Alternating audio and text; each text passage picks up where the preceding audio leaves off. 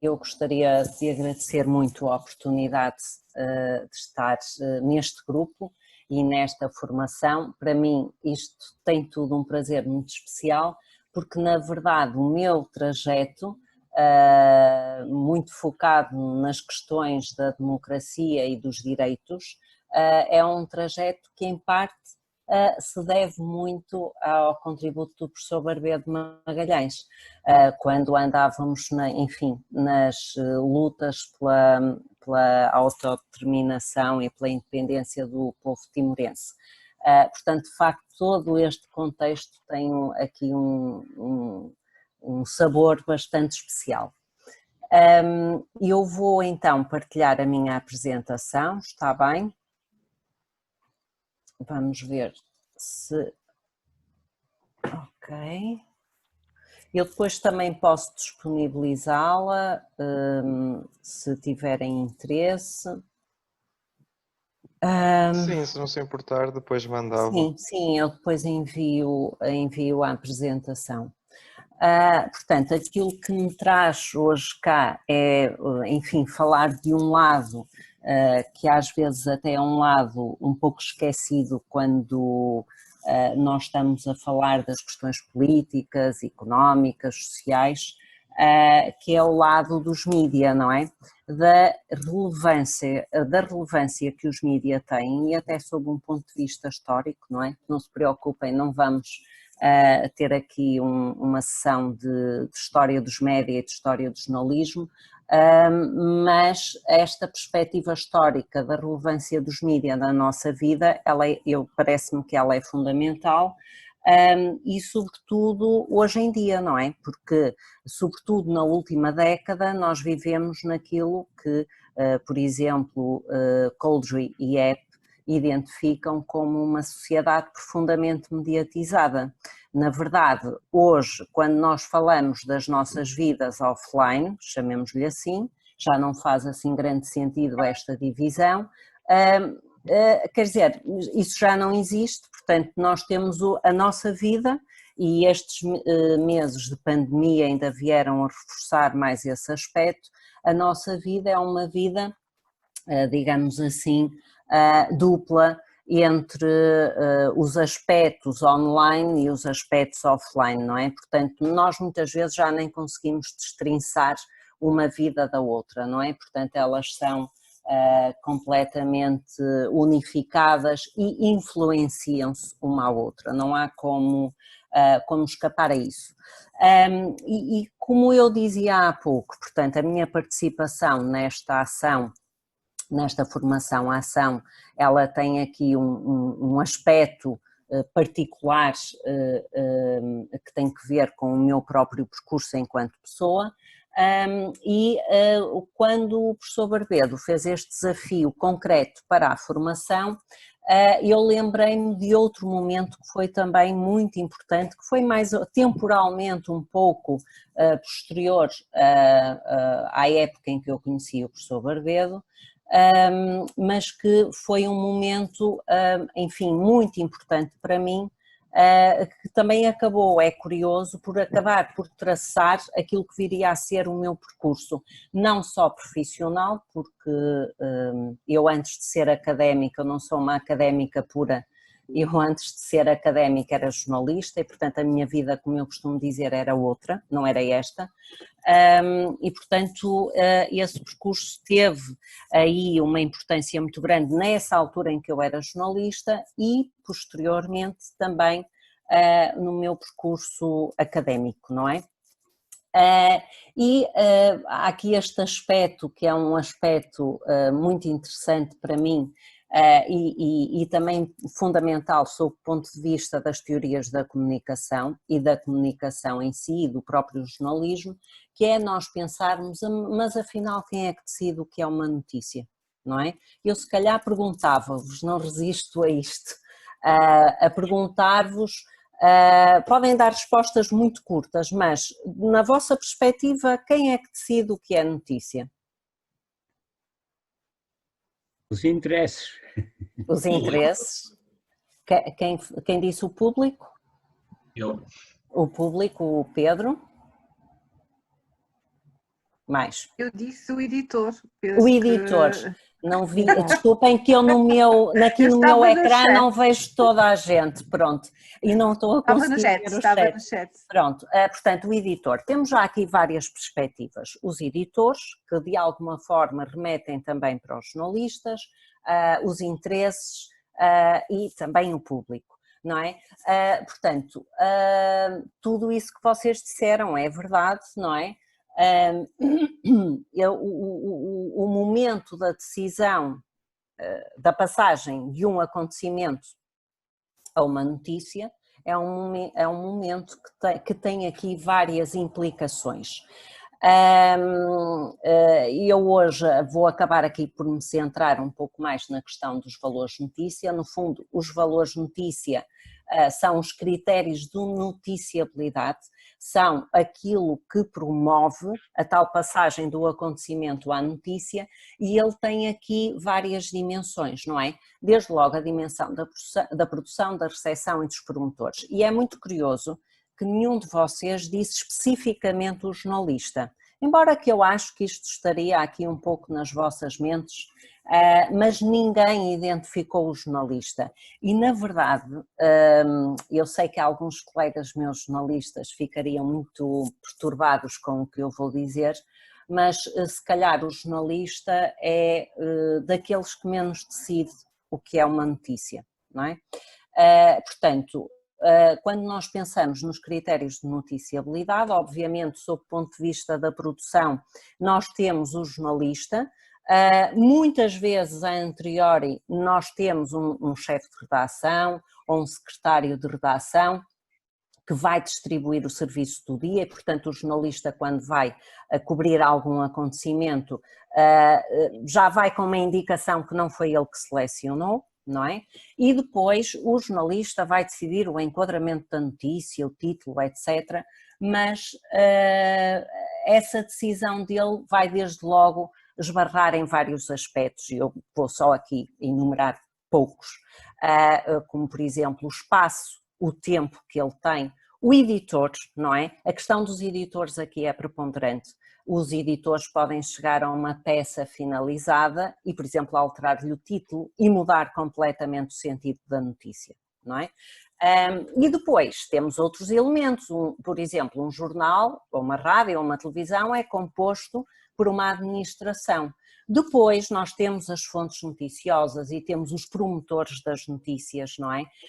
E portanto nós aqui temos várias áreas fundamentais. A recepção é fundamental desde a criação, enfim, da eclosão do jornalismo de massas no final do século XIX e início do século XX, portanto as notícias são também muito produto daquilo que as organizações jornalistas intuem como sendo aquilo que os receptores, os públicos querem, não é? Portanto, isto é tudo um processo muito complexo, isto que eu acabei de dizer poderia ser dividido em várias ideias e pormenores que fariam, por exemplo, uma disciplina de teoria do jornalismo.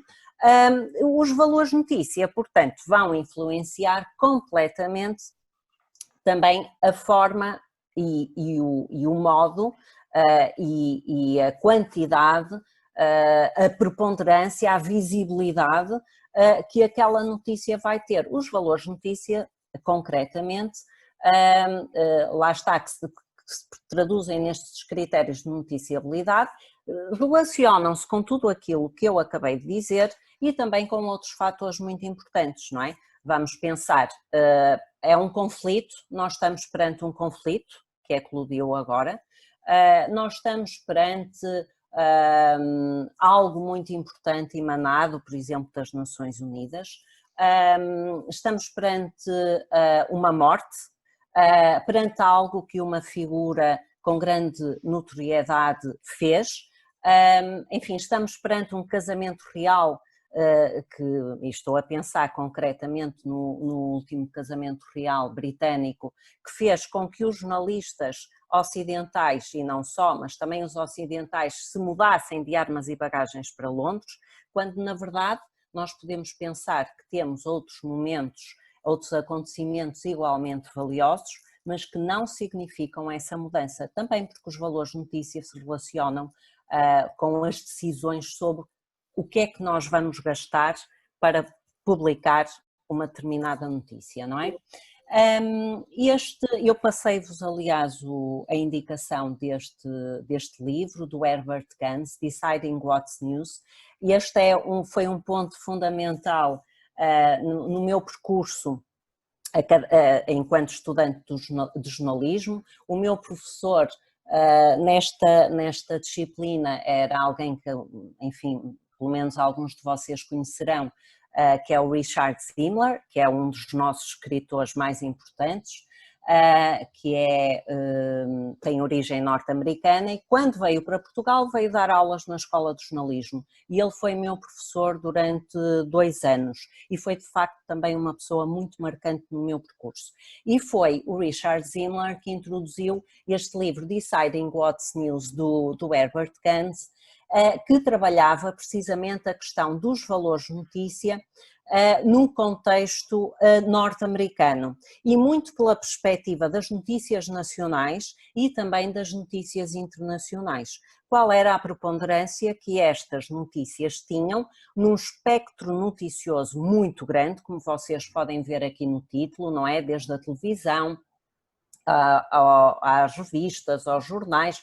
Portanto, ele teve até um trabalho, enfim, muito aprofundado, inclusive do próprio estudo das redações e dos processos de decisão no contexto da redação relativamente às notícias, e ele chegou a alguns indicadores, muitos, eu aqui só trouxe estes porque se relacionavam um pouco mais com o nosso contexto, mas nomeadamente ele chegou à conclusão, por exemplo, que as notícias, portanto este é um dos primeiros estudos que nos mostra isto, que entretanto nós hoje já temos mais como um dado adquirido, e já há alguns estudos mesmo no contexto português que nos apontam também para resultados semelhantes, mas é um estudo fundador no contexto dos Estados Unidos que mostra um país completamente assimétrico, não é? Nomeadamente no qual as zonas rurais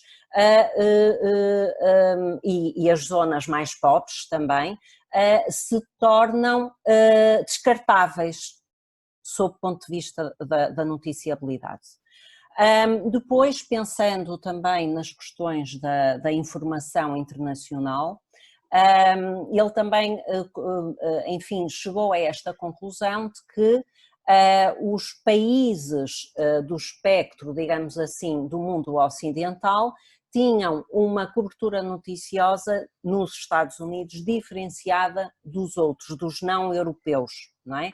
Dos não europeus, e nomeadamente neste exemplo concreto até de África, não é? Que ele identificou esta ideia de que, enfim, os africanos e os ditadores africanos eram coloridos como figuras cómicas, não é? Bizarras, e que não tinham, por outro lado, o mesmo reforço da cobertura jornalística que tinham os líderes europeus. Depois, em termos da própria escolha daquilo que eram os conflitos, os diferentes conflitos existentes no mundo, à época, portanto a década de 70, o Herbert Gans percebe também que as escolhas noticiosas dos mídia americanos, dos mídia noticiosos americanos, também obedeciam a esta geografia, que é uma geografia que claramente divide países ricos de países pobres, países do norte, países do sul, não é? E é muito interessante até o exercício e portanto nós ao ler o livro temos essa sensação de que à medida que nós vamos vendo os resultados de Gans, nós vamos percebendo que afinal o nosso mundo O nosso mapa mundo poderia ser completamente diferente daquele que nós temos em termos, portanto, o nosso mapa mundo das notícias poderia ser completamente diferente do nosso mapa mundo geográfico, não é? E político. Portanto, neste caso, nós teríamos aqui, por exemplo, um continente africano muito pequeno, não é? Muito mais pequeno do que a própria dimensão que ele tem, e um continente europeu muito, muito maior. E portanto aqui estamos sobretudo, lá está, perante um exercício, digamos assim, de poder, peço desculpa aqui pela gralha, e de autovisão, não é? De uma visão autocentrada de uma, de uma nação. E com isto tudo eu queria chegar aqui a um ponto, muito rapidamente, muito abruptamente, mas chegar aqui a um ponto que é, portanto, nós hoje vivemos numa sociedade profundamente mediatizada e não há como deixar os mídias de fora, eles fazem parte das nossas vidas nos momentos mais diversos, não é só nos profissionais, em todos, mas na verdade esta preponderância dos mídias nas nossas vidas e nas decisões que têm consequências e que são decisões políticas também, aqui nós teríamos, lá está a influência da teoria organizacional e política, não é? Nos mídia noticiosos, não é? Portanto, estas escolhas elas não surgem de modo algum ao acaso. E reparem que elas dão-nos distorções, e isto é o que vai fazer a ponte com, enfim, a minha próxima abordagem. E eu perguntava-vos também, vocês gostam do termo fake news? Acham que é adequado? Acham, quem é que produz fake news? Os governos. Eu acho que são o principal emissor de fake news, é a governação. Uhum. A governação. Eu acho que é a própria audiência também, um bocado. Até certo ponto é causado pelos leitores. Portanto, os governos, os leitores, mas reparem, fake news remete-nos para notícias. Então, eu acho que logo aí nós podemos começar a pensar que eventualmente esse poderá não ser o termo mais feliz para nós nos referirmos a toda esta questão muito complexa, e que eu irei aqui abordar muito rapidamente, toda esta questão muito complexa que nos relaciona com as questões da desinformação e das desordens informativas.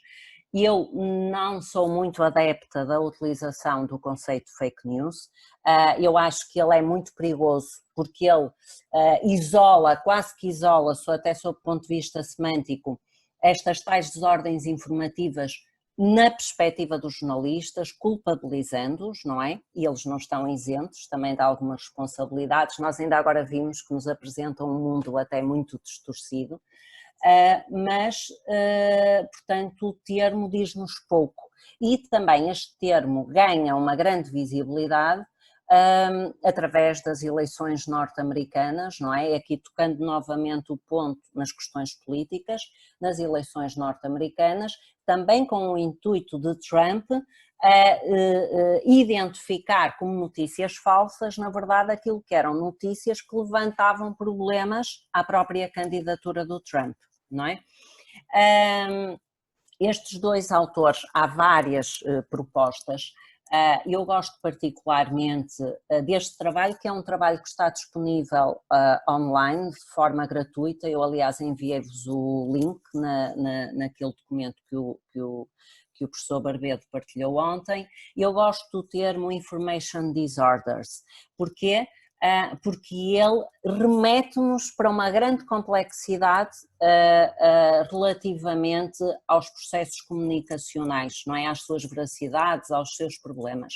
Aqui de forma muito rápida, a questão da desinformação, que está também muito ligada ao contexto soviético de propaganda e, portanto, também há alguns autores que não gostam muito da utilização deste termo, mas desinformação, segundo World Their Action, significa que é uma informação falsa produzida deliberadamente com a intenção de prejudicar uma pessoa. Misinformação é uma informação falsa que foi criada, mas que não foi criada com a intenção de prejudicar. Eu dou sempre um exemplo, para mim é ótimo, e que também é um exemplo da minha infância, que é, enfim, todos nós conhecemos, ou quase todos, aqui o Vasco Granja, e o Vasco Granja faleceu há uns anos, foi dada a morte dele e posteriormente, num engano, através, portanto, uma jovem jornalista, através de uma partilha a que acedeu nas redes sociais, portanto, levou aqui uma jornalista do Expresso, desse novamente a morte do Vasco Granja. Não há aqui nenhum intuito de criar dano e, portanto, às vezes as questões da desinformação são isto. Alguém aqui falava nas audiências e eu, quando partilho algo no Facebook que não li, eu estou a correr o risco de eu estar a provocar esta desordem informativa. Está bem? Mal informação é uma informação baseada na realidade, mas utilizada com o intuito de prejudicar o Trump, o Bolsonaro. A questão da vacinação, aqui o caso mais clássico é a questão da vacinação. E agora, relativamente ao Covid e às questões da saúde, nós fomos também encontrando aqui alguns exemplos, mas a questão da vacinação, é ela importante, ela prejudica, a informação médica serve um lado, serve o outro, enfim. E depois, obviamente, vocês também têm o link, eu também partilhei convosco e têm aqui depois no PowerPoint, as deepfake. Portanto, as deepfake, estas sim, são um mundo completamente novo e que nos remetem para vídeos que são produzidos e que são falsos, não é? Portanto, há ali uma distorção da imagem um pouco mais. E aqui nós vemos que, por exemplo, a Fundação EVI aponta-nos para diversos elementos relacionados com as questões da desinformação. A propaganda, nós não falamos aqui, mas que também é um elemento distorsivo, os caça-cliques, não é? De alguma forma já falamos a questão das audiências, os conteúdos patrocinados, que nós por vezes não entendemos, por exemplo, nos jornais, se aquilo é patrocínio ou se é mesmo uma notícia. As sátiras, reparem, quando nós estamos perante sátira, por exemplo, os Gato Fedorento ou outros, eles não têm intenção nenhuma de magoar, no sentido de provocar um dano, não é? Mas há ali uma distorção da informação. Os erros, todos nós erramos, não é? Todos nós erramos, os jornalistas também erram. Por exemplo, as notícias tendenciosas, as teorias da conspiração, as pseudociências de que eu falava há pouco, a desinformação e aquilo que é fictício, não é? Aquilo que é fake. Portanto, esta é mais uma proposta que nós temos aqui, que depois eles têm aqui uma explicação muito detalhada da EVI Foundation para isso. E com este vídeo, que eu acho que resume aqui uma boa parte do que eu estive a tentar dizer, terminava e dizendo que também que tenho procurado trabalhar as questões da educação para os média e da cidadania digital pela perspectiva de serem um direito, não é? Muito em especial hoje que nós vivemos numa sociedade em que os mídias de facto tomaram conta das nossas vidas. E ficava por aqui, muito obrigada. E desculpem as falhas técnicas. E, João, é a altura de pedir a opinião e as questões do resto dos participantes. Sim. É assim, eu só dizia quanto à parte dos deepfakes, eu por acaso depois posso partilhar algumas fontes que eu costumo ver, né? Eu gosto de informática e a alteração de imagem a esse nível é algo que realmente é crescente e é um bocado preocupante, sobretudo com modificações em termos de som também, não só em termos de imagem. E as tecnologias cada vez estão mais avançadas, então também existir algum tipo de preparação. Por acaso um dos canais que eu vejo no YouTube fala em termos mais académicos sobre esse assunto, e o próprio senhor que gera o canal é um professor e também faz sessões com a União Europeia por causa de dar mais amplitude à visibilidade sobre esses assuntos, porque realmente são coisas que modificam perspectivas e que conseguem enganar muita gente. Muito facilmente, não é?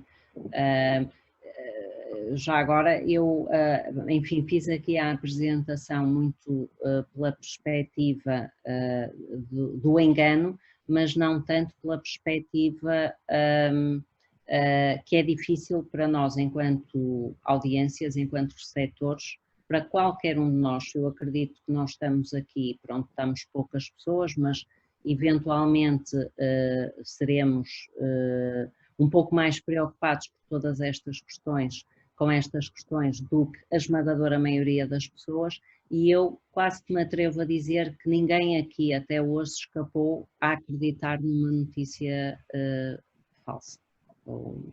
Porque às vezes é muito difícil, não é? E portanto essa perspectiva, por isso é que me parece muito importante a ideia de perspectivar estas questões sob o ponto de vista dos direitos. Sim. Maria José, é possível desenvolver canais de informação com credibilidade e com credibilidade de algum modo demonstrada e confirmada, ou isso é uma impossibilidade? Eu gosto de ser otimista e acho que isso é possível. Agora, nenhum de nós, mas nenhum de nós mesmo, está isento, lá está, de pecar, pelo menos, não é? E portanto, sim, eu acho que é possível. Enfim, nós temos, no caso português, temos órgãos de comunicação, quer os mainstream, chamemos-lhe assim, não é? Aqueles que são os mais tradicionais, quer também, enfim, órgãos de comunicação feitos, jornalísticos, feitos por jornalistas menos tradicionais e também por alguns cidadãos que adquirem algumas competências sob o ponto de vista da produção jornalística, e temos casos muito interessantes. Isento de erro, de estratégia, de dano, etc. Isso não temos, mas isso eu acho que não podemos ter em lugar nenhum do mundo. Mas que é melhor termos um mundo com notícias, mesmo com todos esses defeitos, do que termos essa ausência, não é? Essa ausência traduziria um déficit democrático muito grande. E eu aqui estou a alargar o espectro a um jornalismo participativo. Pois, e se em vez de uma fonte tivesse uma rede de fontes que debatem entre si e se põem em causa elas próprias através de terceiros com visões diferentes? Já alguém fez esse exercício? Essa é a base do jornalismo, não é? O contraditório. Essa é a base do jornalismo. Infelizmente, ela é cada vez menos cumprida, mas um dos critérios do jornalismo é o contraditório, e o contraditório significa isso, que eticamente o jornalista tem um dever, quase que a obrigação de, para um determinado assunto, ouvir várias fontes, não é? O que nós também temos, mas isso infelizmente não acontece sempre, e também podíamos aqui discutir o ouvir várias fontes, como pode ser também uma forma de distorção, dependendo das fontes que nós vamos escolher, não é?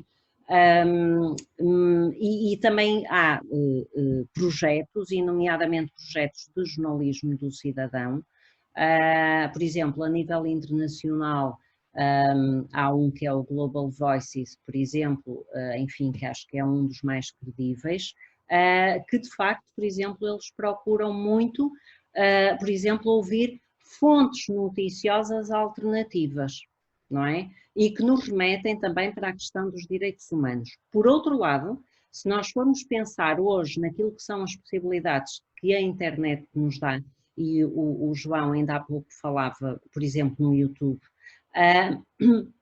nós percebemos que nós próprios, enquanto consumidores de informação, nós podemos ir procurar essas diferentes fontes. Há uma autora norte-americana, que é a Louise Woodstock, que tem esta perspectiva muito interessante sobre a produção noticiosa. Ela trabalha as resistências e as rejeições às notícias, por uma perspectiva que não é habitual. Habitualmente os estudos ligam a rejeição às notícias com um déficit de literacia, enfim, contextos socioeducativos mais desfavorecidos, e a Louise Woodstock trabalha esta questão pela outra perspectiva, que é, ela encontrou na investigação dela amostras, que são amostras particulares, é verdade, mas em que as pessoas, os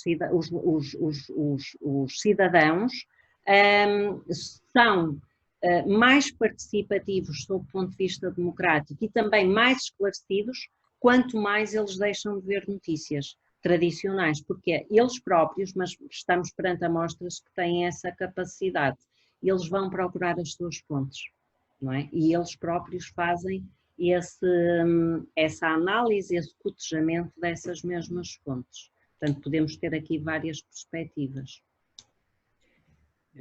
Eu ia pedir que depois divulgasse a todos algum link para essa Global Voices e outra... Global Voices, está bem, e agora mando a Luísa de ver as notícias de uma perspectiva mais aberta e mais crítica. E já agora deixo no ar essa hipótese de um dia termos uma rede de jornalistas americanos, europeus, russos, chineses, indianos, árabes, etc., etc., etc., que aceitam discutir entre todos as suas notícias ao vivo, para que o público possa perceber porque é que esta é mais credível do que aquela, ou é completamente incredível, atendendo, enfim, esse exercício de análise comparativa e crítica. Se estiver envolvida num projeto desse ou souber de alguém, diga. Sim, nós tivemos um ensaio, com todos os defeitos que ele teve imensas críticas, não é? Sob essa perspectiva, que é o envolvimento de jornalistas de todo o mundo, para trabalharem, para fazerem jornalismo de investigação aprofundado com recurso às tecnologias, não é? O próprio Expresso, no caso português, esteve envolvido, enfim, nessa ação que prometeu muito, mas que depois devolveu muito pouco, não é? Pronto. E depois, aqui não quero ser pessimista, mas vou dizer que há um conjunto de trabalhos, e o trabalho inaugural é o da Barbie Zelizer, que pensa os jornalistas como uma comunidade transnacional, em uma comunidade interpretativa. E as conclusões que, por exemplo, ela e não só, há outros estudos também, até um estudo português sobre a cobertura da SIDA. A conclusão a que chegam é que os jornalistas pertencem a essa tal comunidade interpretativa, estejam eles em Portugal, na China, enfim, a China se calhar não é o melhor exemplo sob o ponto de vista democrático, mas independentemente de onde eles estão, eles têm os tais valores de notícia comuns e, portanto, acabam por decidir numa linha muito próxima. Aqui estou a ser um bocado negativista, mas sim, a tal comunidade transnacional, eu posso partilhar também. Eu gostaria de que partilhasse com todos, tá? Ok. Sim, manda e-mail. Sim, obrigado. Bom, eu tenho a impressão que são horas de passar à Fernanda, não?